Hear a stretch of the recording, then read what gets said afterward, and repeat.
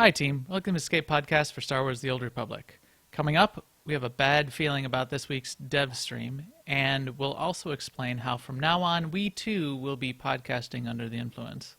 But first, some AIE guild news and some other game news. Our broadcast astromech today is EPC 169. Hey, 169, you were asking me before the show if the new Star Wars movies are in 3D. And the answer is yes, but they are 2D too.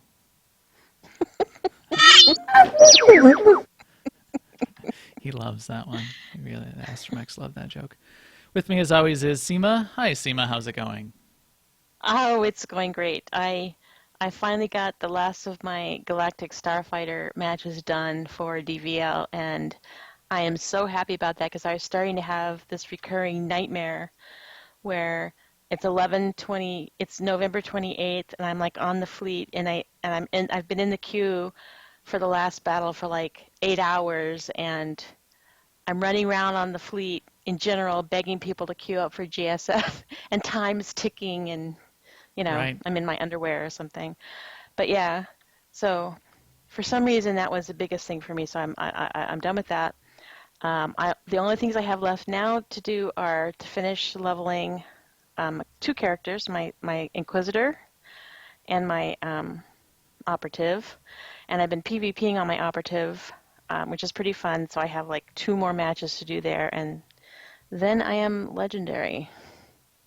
Legend. Wait for it. Dairy. Yes, so I know you're close too. Yes, I am. Close, but not all the way there. And same thing. I was pretty worried for a little while when I still had Attack on Titan to do. And while I know I could, call, pick up the bat phone and the guild would have come to the aid, I didn't want to have to put people through that. And I this week did get a pug You should group have, though. to find to pop one of the mornings over the weekend, and it was a great group. In fact, that reminds me, I did put a tweet out there to call out those guys this past week that were really good players, well behaved, Nice. friendly, and we flew through that Attack on Titan hard mode about as good as I could have imagined it ever going. So I was really appreciative of those guys. I called them out on Twitter, so hats off to them. Sweet. So yes, I only have 2 hard modes left, but they're the 2 Republic easy ones, Maelstrom Prison and Terrell 5, and that won't be tough to get in, but time is ticking. If anyone has not finished, you need to get out there and do it. And I think the Gree are back this week, which, if you were waiting for that to happen, that is now here as well. So you can do what you need to do as far as that goes, too, if you have anything remaining as far as the Gree. Last event I think that anyone would possibly need to hopefully come back next week would be Rakghoul. The only thing that you would need to do on Rakghoul that you would need the event to come back for would be to infect 5 people or whatever that one achievement is. And you do need the event back for that. So hopefully, if you haven't done that yet, you'll still get a chance. But we just had the Rakghouls. Or Well, last week do we have them? it was a couple weeks ago. It was I think it was a few weeks ago, because last week was Bounty Contract again. And now we have the Gree back. So we'll see. We could get one more coming back next week, but it's short amount of time. We only have a few days next week before the end of the It's Rakghouls line. this week. It's Rakghouls right now. Oh, it's So if you Rakghouls need, this week? yeah. Okay. So if you need, to infect people, now's the time. I think Gree then you could even do without having the Gree come back. The hardest part of the Gree, I think you have to kill 50 Gree droids. There are Gree droids out on the planets when the Gree are not around. They're part of a one-time mission that you do. That's part of the Gree event where you go out and find Gree sensor droids that are out on regular planets, like on Alderaan.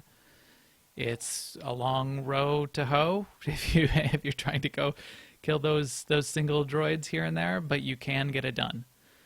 So keep an eye on that if that's the one you still need.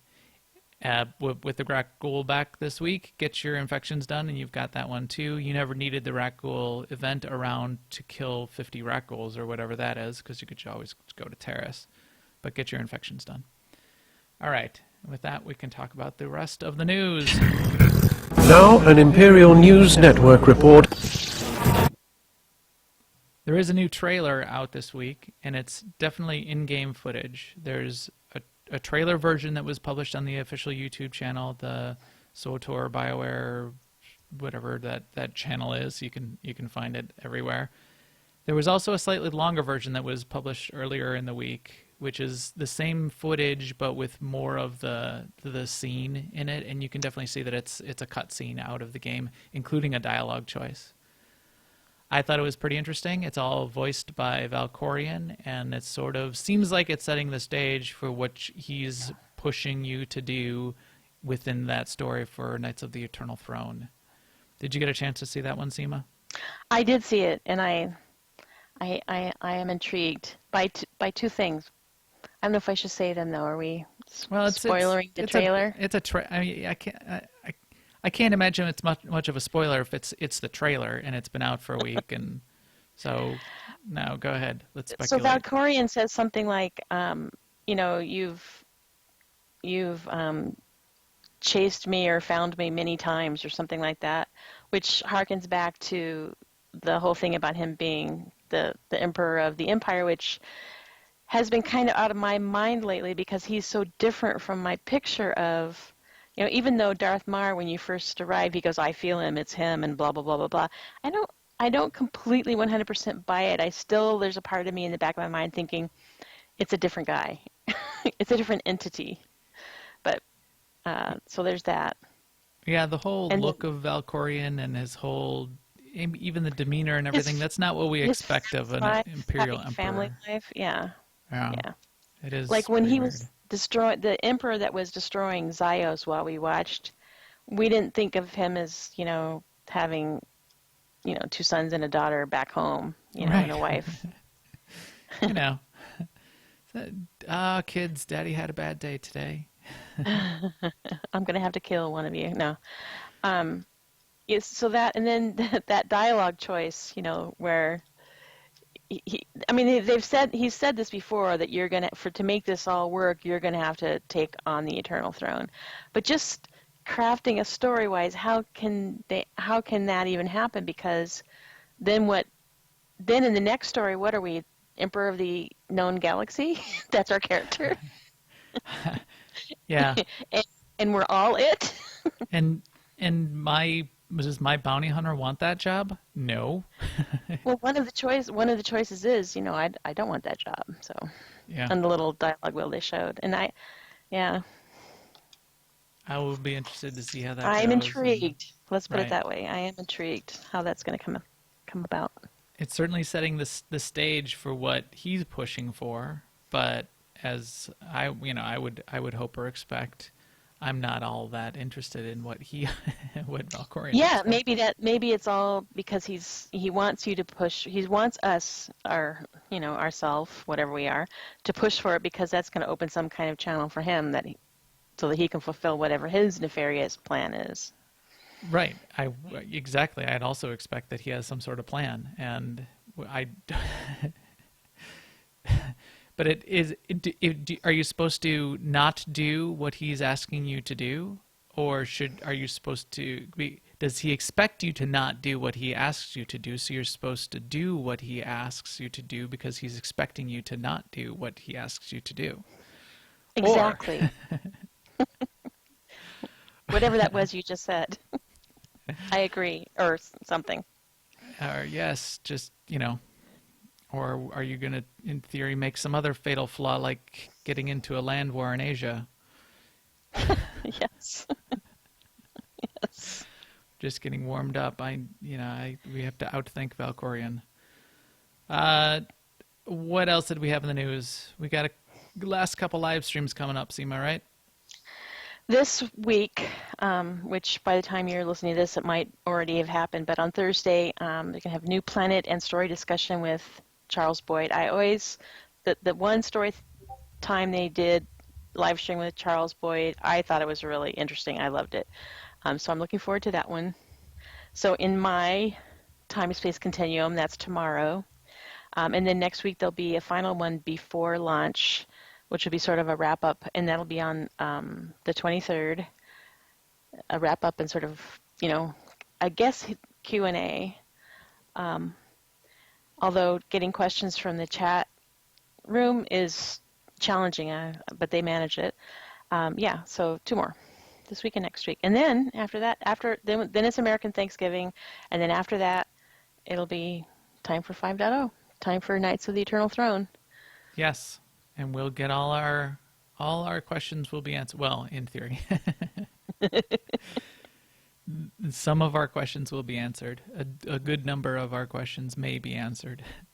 Yeah, the Q&A, I think mostly what they're going to do, well, I don't know what they're going to do. I think they're going to answer all the questions that people keep asking over and over that they've already answered, which is, yeah, I know you want ops. We're going to tell you more in January, for one. For two, and they did this at the beginning of the live stream this week again, was, yes, I know you're asking for server merges on some servers. That's not going to happen at launch. It's not going to happen next week, but it's something we're continuing to look at. Now, are there a bunch of other questions that people have? I know there are, so hopefully people are going to be a little more reasonable and maybe put some of those types of questions out there ahead of time. Get them out in the forums, and Eric and Tate and everybody can be collecting those up, and then they do try to call them out of the live stream as well. In guild and community news, we are also in our guild continuing to have our mandatory fun nights and having a little countdown to the launch of the expansion that's coming next week. I expect we'll have to see what happens the first mandatory fun night after the launch of the expansion. We may all be messing around with that a little bit still. We will have some new things to do, as we've heard in the recent live streams. I'm looking forward to potentially some new additions to our guild fun nights on Tuesday night, like going out and hunting down the new world boss style events associated with the dark versus light swing of servers every few hours. Mm-hmm. So we'll have to see how that goes. That was reiterated on the stream too. That was mentioned. We'll talk about that in a minute as well. So that should be fun. We still have a couple of ops teams and groups though running, don't we, Seema? And yeah, in fact, I wanted to say our team on the pub site on Monday nights, we could still use a healer and or DPS permanent member. We still have at least one opening. So if you're looking for something to do on Monday nights, this is a great thing to do. It's a great team, and we have a lot of fun. Yes. Yeah, come on and join. I was trading some messages on Twitter earlier today with someone who was getting some questions answered, very new to MMOs in general and new to Star Wars, and asked, is AIE a good place for a noob? And my answer was yes. That's sort of our specialty. So yes, it is.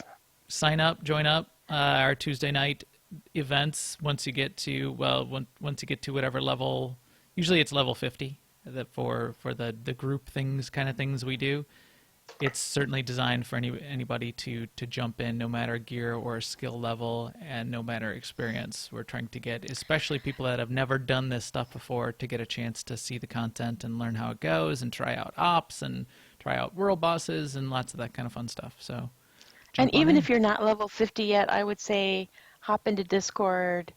You can at least chat with us and you can hear what's going on, and you'll get a feeling for how we do it, and it's fun anyway. So yeah, ask questions, get your noob style questions answered. Tons of people always willing to answer questions and help out, and in Discord and in guild chat and all that kind of stuff. So sounds great.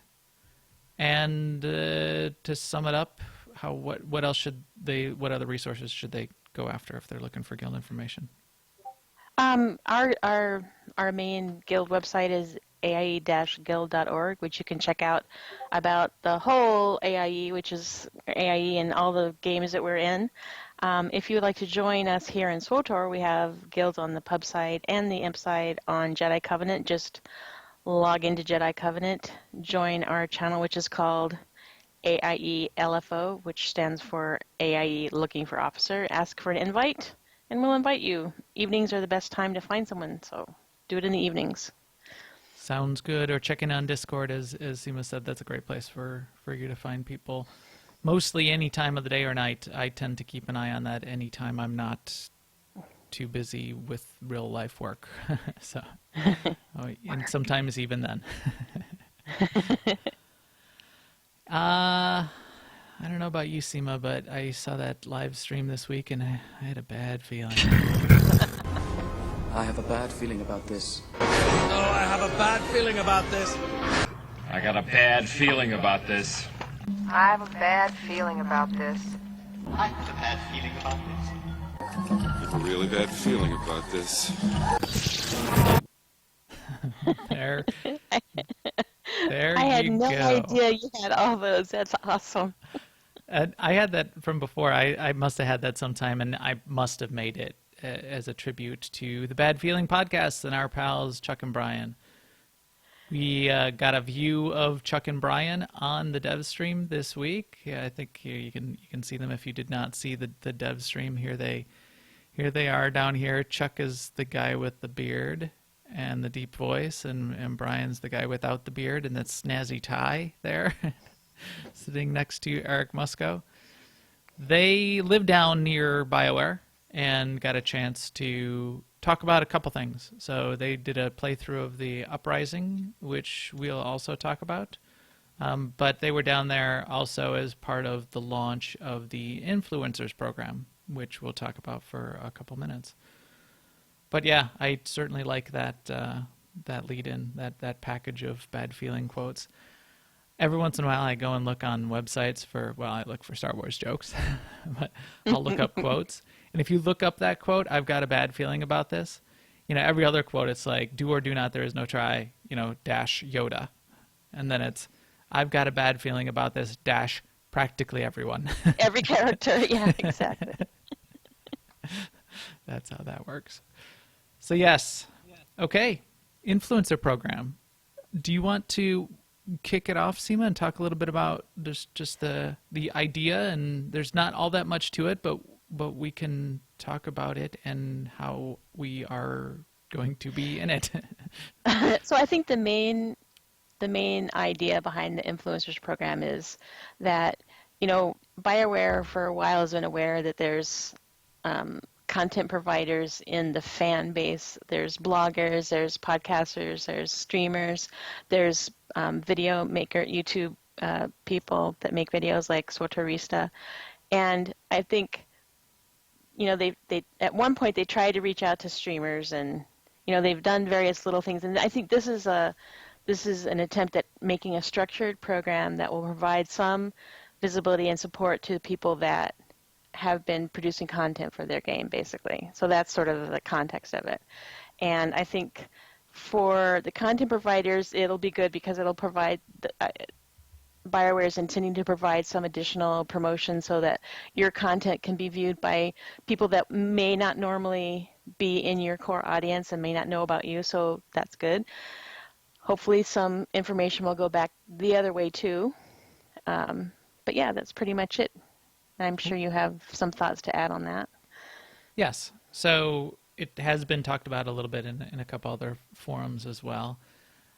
My perspective, just to be clear, and I'm pretty sure I'm right that way.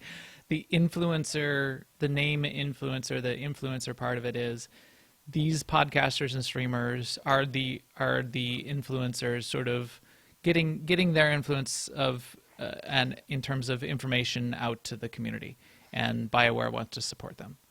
This is not, they're expecting this to be a group of people that influence BioWare. I think that would be overly optimistic. Right. While there will be the opportunity for the podcasters and streamers that are part of the program to have a little bit better access of information and potentially a little bit closer lines of communication, I think it's certainly optimistic to say that this is you're going to be consulted as part of a design team in any way, and that's fine. I think it's a tough job to be a product designer, and I definitely sympathize with that group, and do not expect that they would necessarily be needing to in any way create a council of players that they would need to vet ideas by, or get too much input from things on. I mean, Designing basically, by committee that way is tough.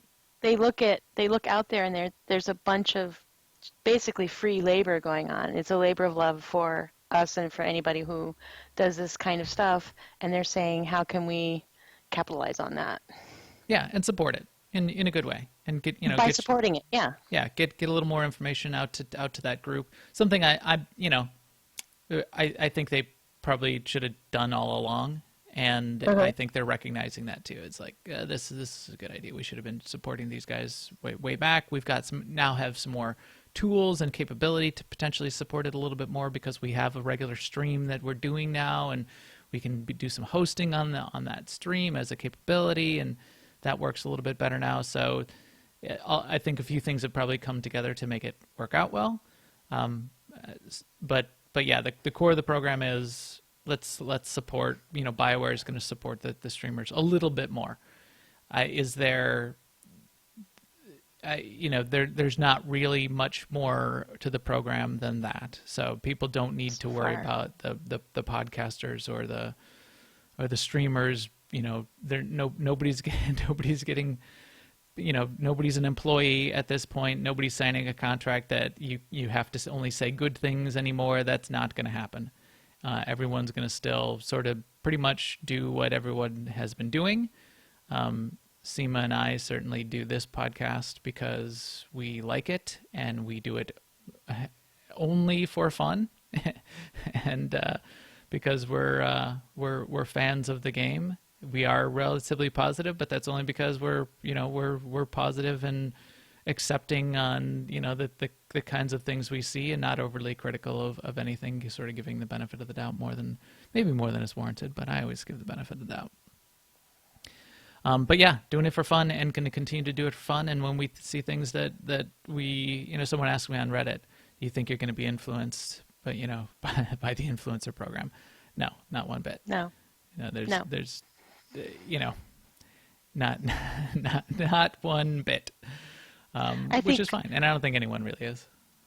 I think having Brian and Chuck on to put on the stream them trying out the Uprising for the first time, I think that's the mark of a move in the right direction.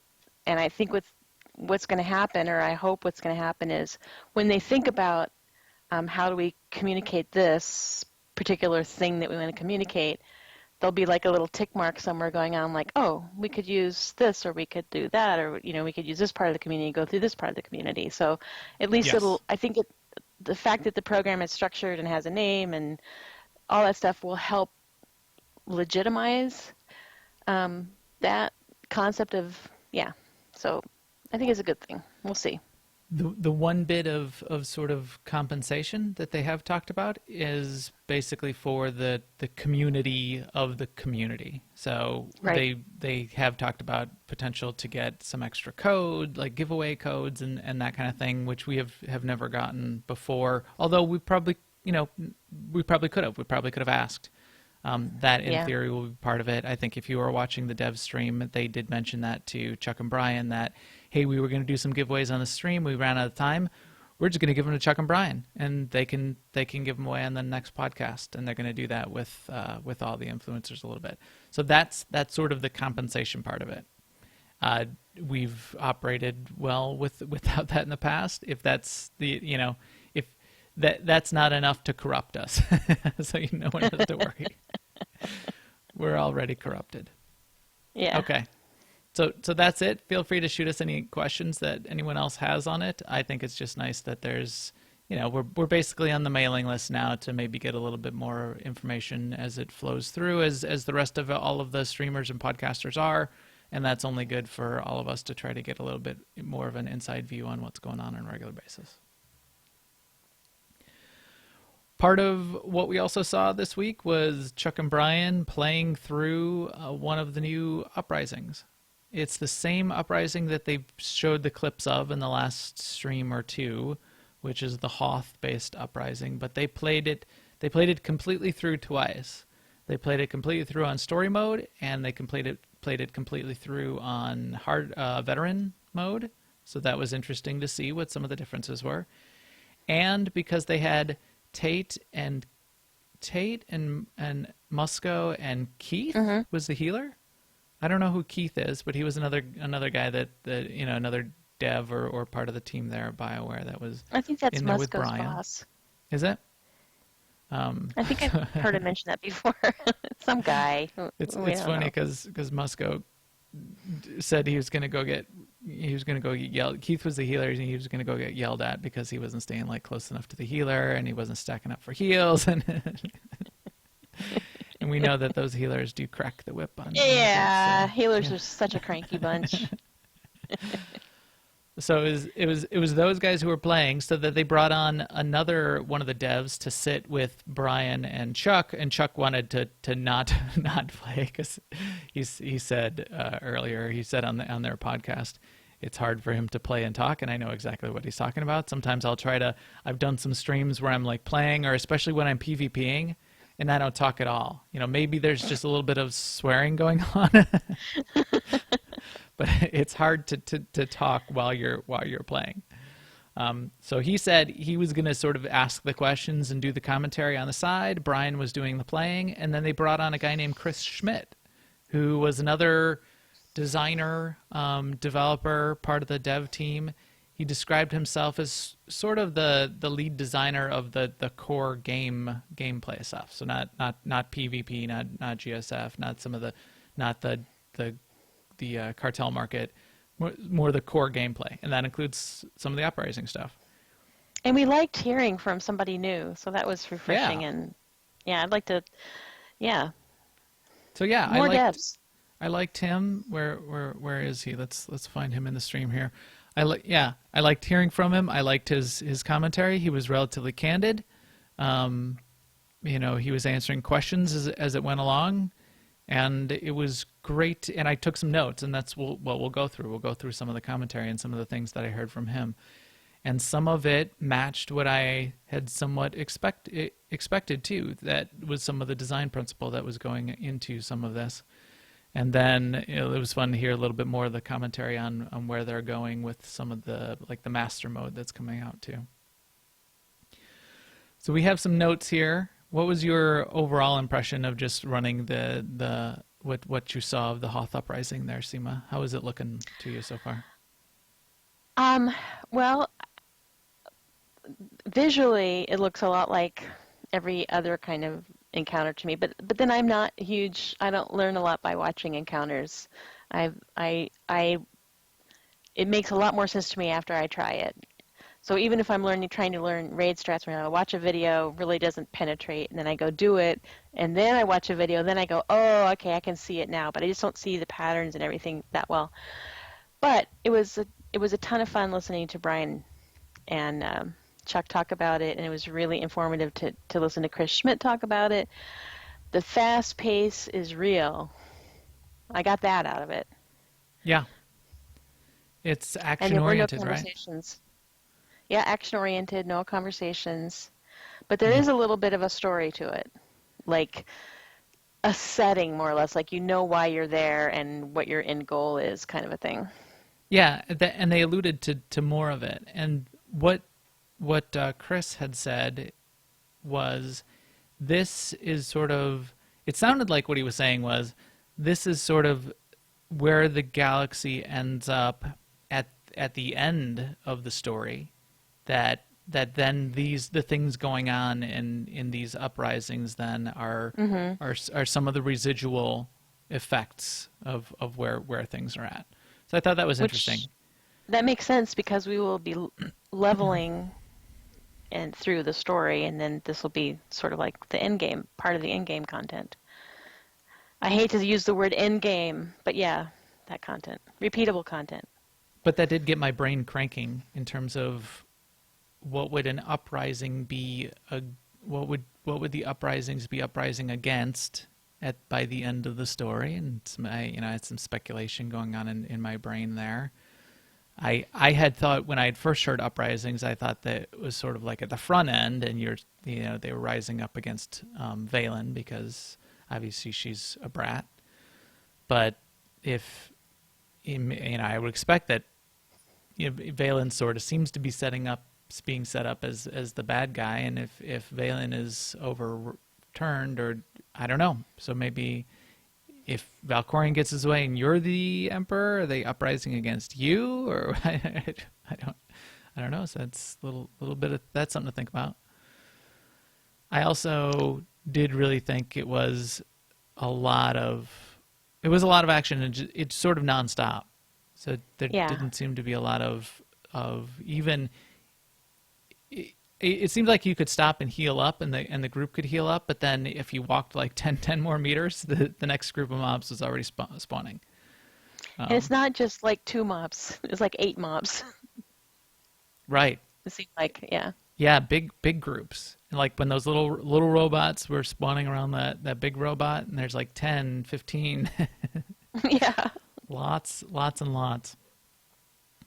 I did hear the comment, as for that sort of example, that what we saw in the stream did include some graphical glitches and some tuning that they're continuing to do. Chris was talking about that, so we know that they're still tuning these up and working on them in terms of just the mechanics, even just the basic game mechanics of how the frame rates are working and that kind of thing. The other thing that they definitely said that they're tuning up and working on, and we know that they're not releasing at launch the master modes, so we're getting sort of the story, which is the tactical, veteran, which requires tank, healer, and DPS, and then master mode will come later. They said pretty soon after, but they didn't say exactly when yet. I'm expecting month out, December, maybe January, but I'm expecting December. What it was fun to hear Chris talk about, though, and I really hope they go this direction, was how hard are they going to tune master mode. And it sounded like it sounded like he pretty much said, we tune it up really high, and then we test it to make sure it's possible to finish it, and then we go a little bit beyond what we thought was just possible. Right. So I hope it is very, very hard. Now, Seema, you said you heard either in some of the chat or on Reddit that people are already complaining that the veteran mode didn't look hard enough? I mean, they watched they watched the live stream and said that they thought the veteran didn't look hard enough. So it's kind of hard to judge, but yeah. What I thought was really interesting, and I think this got your attention too, is the way Chris talked a little bit about how they do balance for difficulty. So they say in story mode, they balance around being able to sort of ignore the mechanics. And in hard mode, they balance it around that you have to do the mechanics. And they're balancing it for cartoons that are stemmed up. They have all their buffs going. They're maybe using adrenals. They're using interrupts and stuns and cleanses and all the things in their class. And that's how they balance the veteran and then master, like you said. But I hadn't really thought about it that way before. So they called it enforcing mechanics. Yes. Which is exactly the kind of concept I was trying to explain the last couple times when we said, I get that they're not changing the mechanics, but because you have to pay attention, that's enforcing the mechanics. And if you have to enforce the mechanics and you can just ignore them without that, that's basically like having two different fights. Now, it's not really, but I feel like it is. And I feel like it is even within the chapters. If you suddenly had to worry about how you pulled each group of trash, and I know everybody complains there's too many Sky Troopers. I never thought it was too many Sky Troopers, but what if as you were pulling groups, you had to make sure you didn't, you got the pat first, and you didn't pull the second group, and even as you're going through on solo, that's enforcing the mechanics, and that seems interesting. not standing in the circles, not standing in the fire. That's a big deal. I mean, when I first started playing SWTOR and one of my first characters was my sage, Kaizen and I would go out, and before every pull, I would send him in. I wouldn't start healing him until he had aggro. I would not pull off him. I would CC. I would turn off his AoE if I was going to CC. I mean, I did all that stuff, and haven't done that for ages and ages, but it might be going back more to that, which I think is awesome. Yeah, exactly. Exactly, when you sort of feared for your life a little bit more. Yeah. Which is great. So master mode, yes, I hope it's so hard that all of the people who complain that it's too easy, get satisfaction. And I hope they die. Yes. You also got a little bit of, just on the same topic, he used a little bit of dev terminology in there about tuning tables and a couple other things he mentioned that I if you listen close, you do get the sense that there's math and there's calculation, there's things going on how they tune this stuff that's much more than, it was too easy or too hard or they don't know what they're doing. There is design and thought and calculation and math and calculus that goes into how this stuff works. And again, people need to cut them a little bit of slack when they put a design together. They're going off of a wide swath of players and a wide swath of abilities and a wide swath of gear abilities, and tuning it to sort of the middle of the bell curve there. So if you think it's too easy, well, that's because you're probably pretty good, and you can take that as a compliment. What else? They did show off a couple UI things. They talked even a little bit about this new menu bar up at the top of the screen. Did you catch some of that, Seema, as they were going through the? Did you notice that up there? That looked interesting. The menu bar has been sort of pared down, and then has drop downs. Right. So that the menu bar itself has fewer entries. Like right now, it's completely flat, and each icon represents a drop down or a new panel or whatever. But yeah, so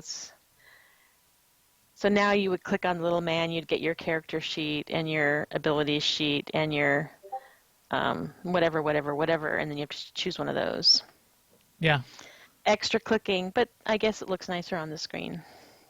Takes up less space, and it gives them more ability to add more things in there, which they certainly had to do because they're adding. I saw they dropped this down, and there's like the Galactic Command is now in there too. And if they just kept adding things, you'd have a bar that went all the way across the top of the screen, and nobody wants that. Yeah, and onto your second monitor.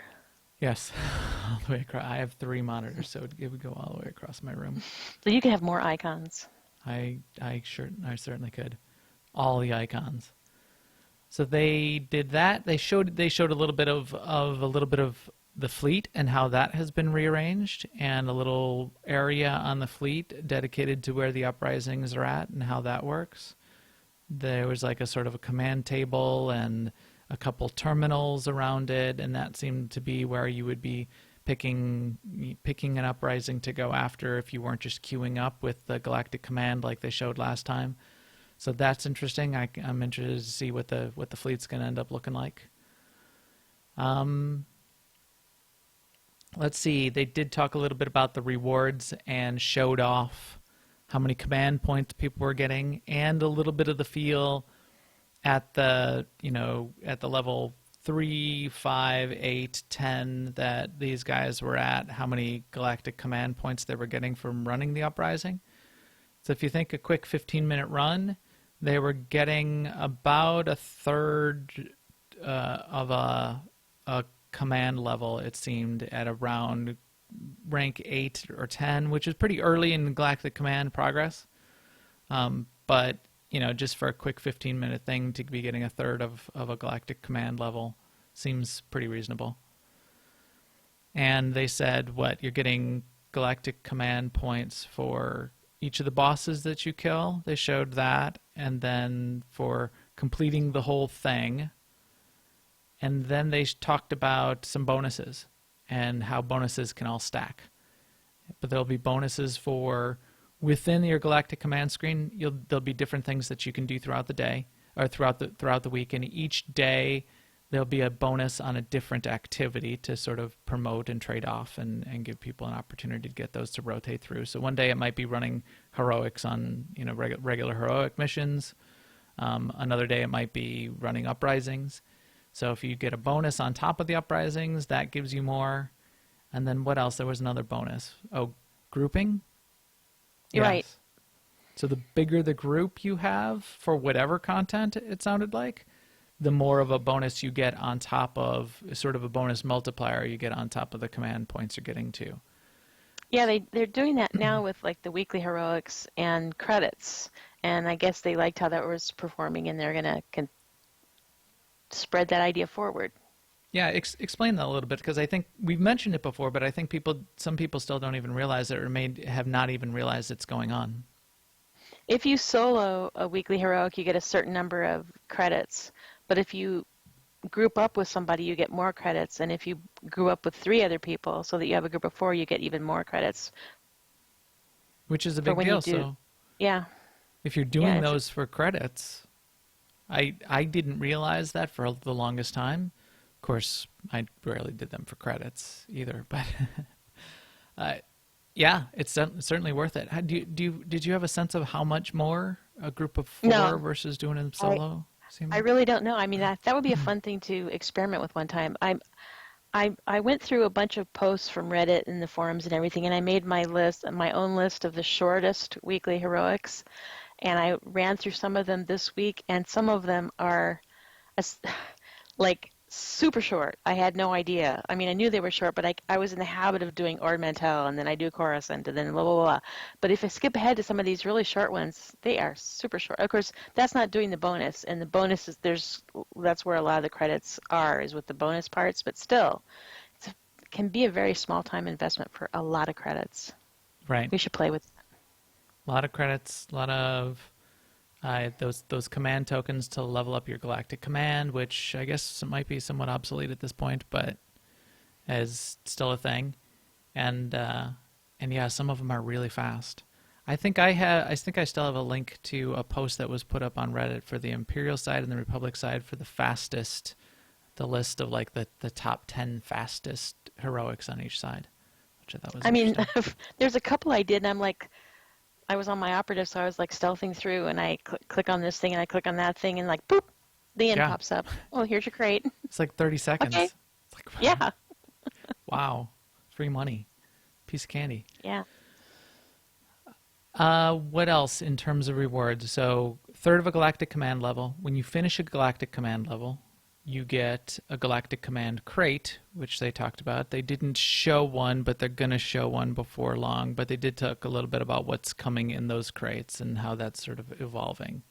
I think you had a couple notes on that, Seema. Do you want to? Well, I mean, it's going to be gear. So there's going to be, like, they called it the offset gear. That's the gear that does not have set bonuses. There's a chance at also, I mean, then there's a bunch of cosmetic possibilities. There's pets. There's I believe there's going to be mounts in there, speeders and the like. Yeah, they got speeders dropped off gifts. the boss on the end of these things directly. Companion gifts, Jawa junk, and then also set bonus pieces. But I'm unclear if they're going to drop, the gear itself, or is that? Yeah, it must be a gear itself because they don't want to have tokens. So yeah. So yeah, they didn't talk about it too much here, but they did talk about it the last stream. You won't. What Chris clarified here was you won't necessarily get a set bonus piece of gear every time. You might get an off bonus, an offset piece of gear without the set bonus. So you still might get a nice end game tier piece of gear without the set bonus. Like if you did an operation now and you got to a boss and 2 pieces of gear drop, one of them is a set token right now and the other one is an offset, which is the untoken and just a regular piece of gear sitting there. And out of the 8 people, you got a 1 in 8 chance of winning each of those. Maybe you get a set piece, maybe you get the other piece, maybe you get nothing.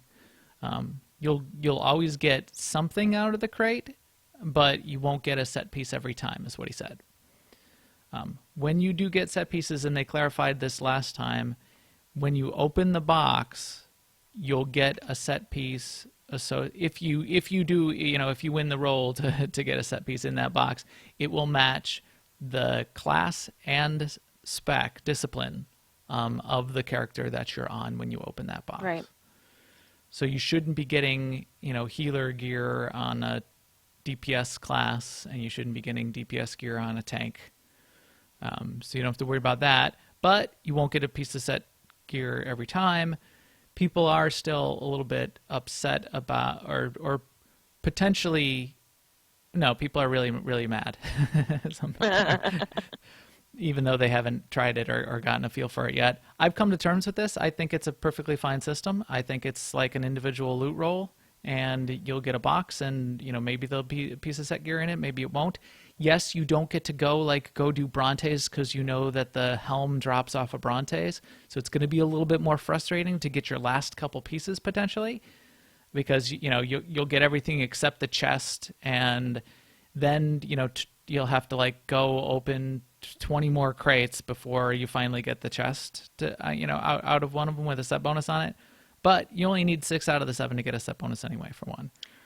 And the other thing is, I know not everybody likes this, but it's sort of like everyone has a chance to get a chest now, instead of just the groups that can make it to the boss that can do, many ops teams can do the one, boss 2, boss 3, but they never quite get the last 2 bosses in the particular raid, so they never get the helm, or they never get the chest, or they never get the legs, whatever the big boss bad gear at the end is. And now everyone will have a chance to get the chest, or the head, or the legs, Yep. or the weapon. Or maybe in Shadow of Revan, your group finally got Revan dead, and 220 main hand weapon drops, and 1 person out of 8 gets it, and now your eyes glaze over because you realize you've been working on this for a month and a half now, and you're potentially going to wait a minimum of 8 more weeks. or a maximum of 8 more weeks if you continue to run and get him down every week again from now on. So yeah, there's that. You don't, if you think of how ops work today, you don't get gear all that often. As I made the case last week and in previous weeks, I've been running all the bonus hard modes, and maybe I accidentally passed, or we shuffled some people in and out, and we brought in more than just our 8-person group. But I'm still 6 of 7 on the 224 pieces of my set pieces, and it's fine. I'm not I'm not freaking out, and for whatever reason I don't have the legs or boots or whatever I'm missing. You'll continue to open crates even after you hit the sort of the max galactic command level. You'll still get crates at a consistent basis, and you can still keep opening them and getting the other stuff, and maybe finally get those final pieces that you want, and get some more of the other gifts and that kind of rewards that are happening too. So we'll see. It still may be frustrating, a little bit of the randomness associated with it, but I think you're right, Seema. Knowing that you don't have to be in a group that can go do Nightmare Revan for in order to finally get your main hand weapon is nice. And in fact, with the way this new system works, if you're a solo player and you don't have a group, it'll take you a long time. It'll take you longer than if you're running with an 8-man group doing veteran or master operations or veteran or master uprisings, but you'll be able to get them solo. So yeah. That's sort of nice. If that is your play style, then that is your play style. It'll take a long time, and I hopefully the the nightmare operations groups aren't feeling too elitist and thinking like those people should never get the gear anyway. But even if you are thinking that, it's going to take those people that aren't doing what you're doing a very long time. So you'll still get all your pieces and all your boxes and all your galactic command levels a lot quicker. So you'll have that going for you, which is nice. All right. To wrap it up, the final note, it sounds like Chris made some side comments about Life Day. I don't know if you caught that, Seema. He said I did. yeah, it's coming. It's definitely Life Day-ish, and there's a little bit of new. It sounds like a little bit of new in it this year. So we have that to look forward to. Yeah, I am looking forward to that. I am very interested in if they've actually come up with something new event-wise. I'm all in. Right. So am I. More snowballs. We have had fun with the snowballs in the past. They did change it a little bit every year so far. Just a little bits here and there. Add a little extra thing on, change a little bit of the decos, a different mount every year. I think I've got all the mounts. So I do expect at least a little bit of a change in that way. And we'll do some guild event around it, and hopefully everybody will, and everybody can have fun with it. Life Day. Yay! All right. Anything else, or are we good, Seema? I think we're good. I think we're I great. am looking forward to 5.0. So am I. Countdown, Right final after countdown. I finish 2 more war zones and 2 more characters, then it can happen. We'll have one more podcast next week. Maybe we'll talk about story time, the new planet that we'll get to hear about, and then that will be our last podcast before the new expansion and everything changes. It'll be a game changer. All right, so I think with that, we are ready to head out here. Thanks to all of you for joining us on newoverlords.com, iTunes, YouTube, or live on Twitch. We will stream again next Tuesday night on twitch.tv/newoverlords around 10:30 p.m. Central. Please follow us on Twitter at MaxTheGray and at AIESEMA. Please find us on YouTube and subscribe there. And come find us on Jedi Covenant and ask for an AIE Guild invite. We would love to have you. And we will talk to you soon. Later, everyone.